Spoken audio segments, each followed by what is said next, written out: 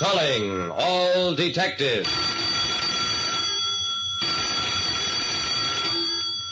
When a man refuses a $20,000 bequest and even threatens to beat up anybody who so much as mentions it, then something strange is going on. That is the situation on this page from my casebook, the casebook of Jerry Browning, private detective. Let me, Jerry Browning, private detective, tell you something. Everything is against a criminal.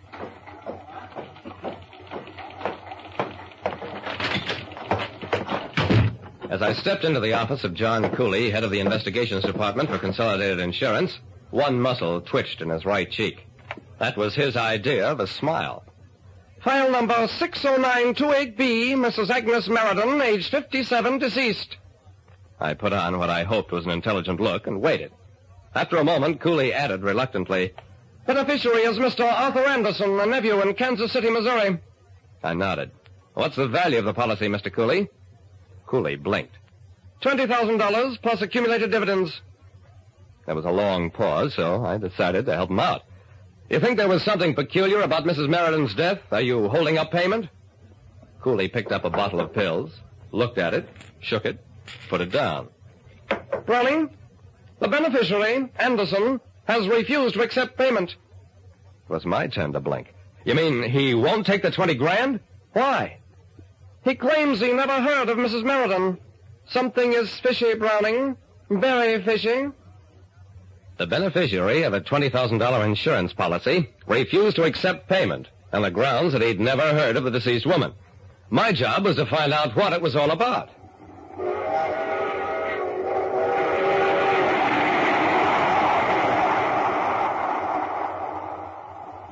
The address I had for Arthur Anderson in Kansas City turned out to be a dingy apartment above a small machine shop.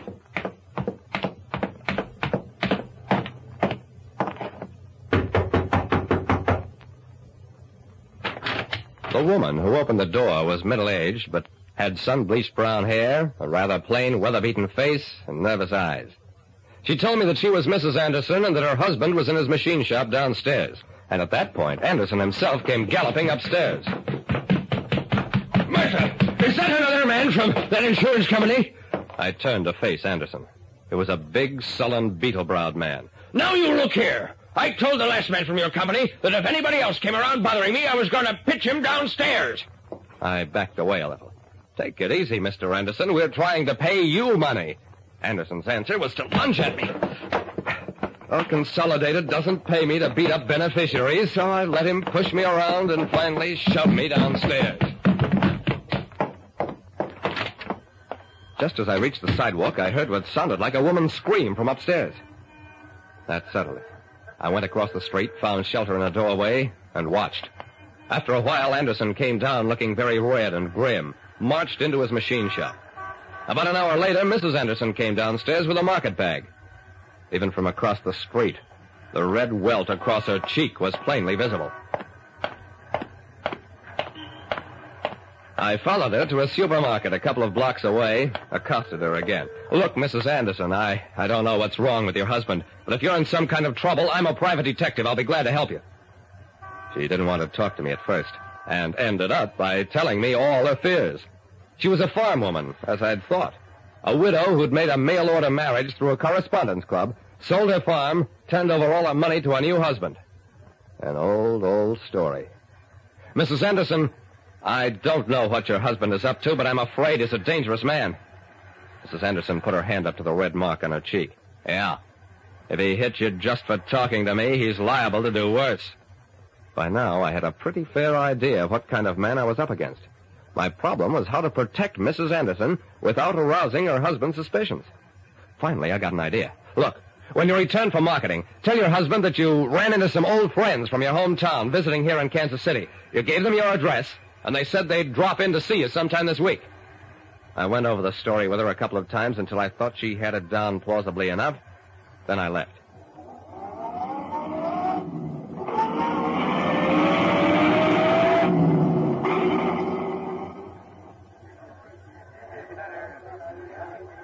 At City Hall, I did some checking. There were records of 2 previous marriages between Arthur Anderson and women from remote small-town addresses. His first wife was listed as having died, His second wife he'd divorced. Desertion. I went on to the Central Insurance Clearance Office.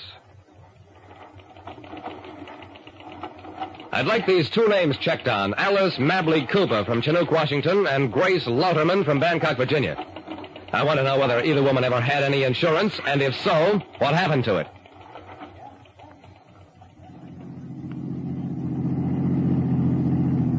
In a rented car, I drove back to the Anderson address, parked across the street, and watched. There was a light in Anderson's apartment. After a while, I saw Mrs. Anderson pass the window. A while later, pass it again, as we'd arranged. She was safe, at least for the time being.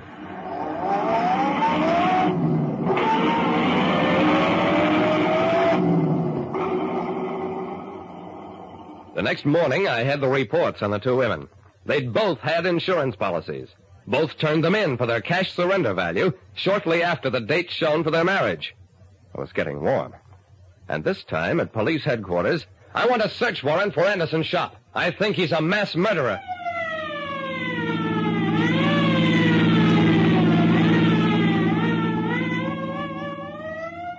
Anderson kicked up a terrific fuss.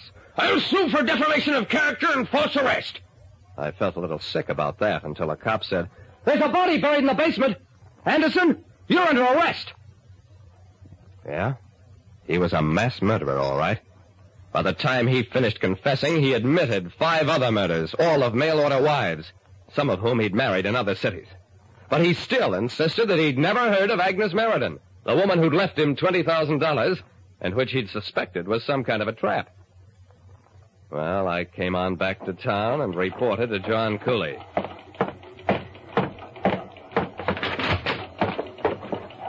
Browning, why haven't you been in touch with me? On that Agnes Meriden policy, she made a mistake with the beneficiary's address. The beneficiary is Arthur Anderson of the same address in Kansas City, Kansas, not Kansas City, Missouri. And that was it. The one chance in a million. 2 different Arthur Andersons at the same address, but in different cities. Yet that mistake saved a woman's life and sent a murderer to the chair. Like I said, everything seems to be against a killer. Even the law of averages. Listen next time to Calling All Detectives. Mystery drama, mystery quiz, and a chance for you to match wits with yours truly, Jerry Browning, Private Detective.